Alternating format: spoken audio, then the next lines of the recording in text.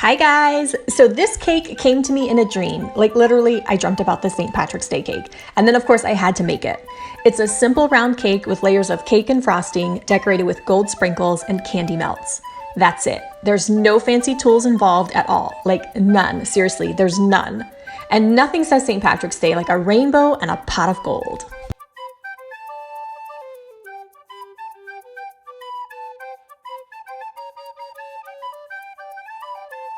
So the first thing I did was I made a yellow cake and I baked it using my Easy Layers Wilton cake pan set. This is a great set if you like to layer cakes. These cake pans are small though, they're only about maybe 6 inches, but it gets the job done pretty quickly. If I didn't have this cake pan set, I would use my 6-inch round cake pans, and I have 2 of them, and I would have had to have baked them 4 times.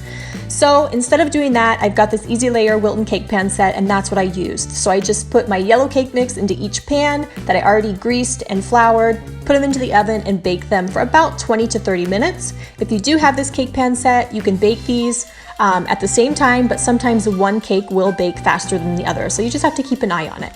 Once baked and cooled, I'm leveling off each cake and then adding a layer of frosting, then adding my next layer of cake and then frosting, and so on. This is leftover chocolate frosting that I had from a previous order during the week, so I wanted to use it all up so it doesn't go bad. So this is going to be a yellow cake layered with chocolate frosting, but you could use whatever type of frosting you want. So I level these cakes in the pan because my knife is long enough to slide right across the top of the cake pan, keeping the line perfect for each cake, so they're all perfectly level. Then I use a butter knife to lift my cake out of the pan and lay it on the cake, making sure that it's even and it's not falling over and it's not lopsided.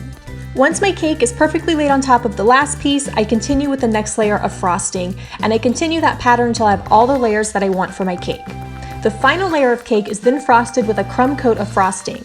A crumb coat is just a thin layer that catches all of the crumbs, so it doesn't have to be perfect. We're going to put another layer of frosting right on top. So once I've got that crumb coat on, I'm going to put my cake into the freezer for about 20 minutes.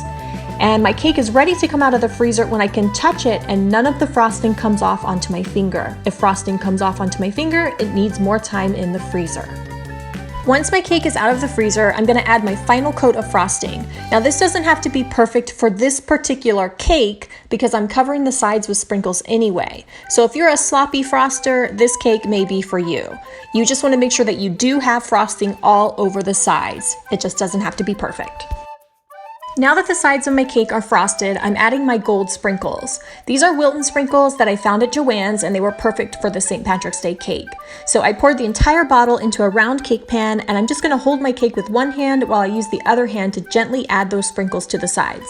I'm trying to cover the entire sides of my cake with these gold sprinkles.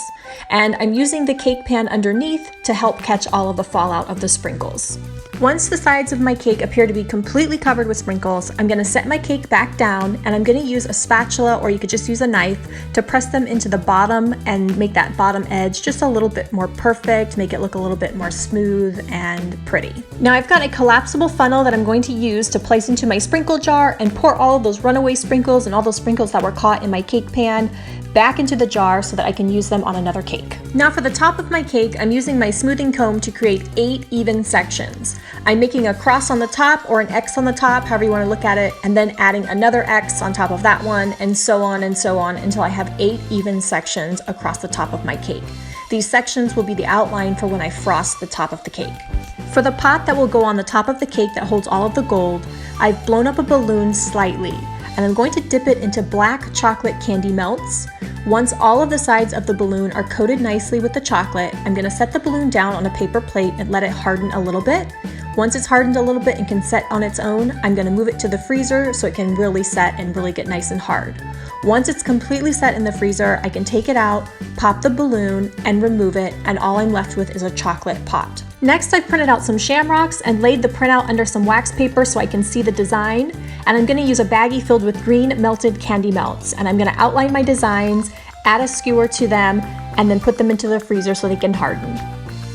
Now I've colored buttercream frosting 8 different colors, and I added them to baggies. No decorator tips are used here at all. I just snipped off the end of my baggies and used them as is. And I'm using the outline that I made earlier on the top of my cake with my smoothing comb to keep each color in its own little section so it creates a perfect uniform rainbow on the top of my cake.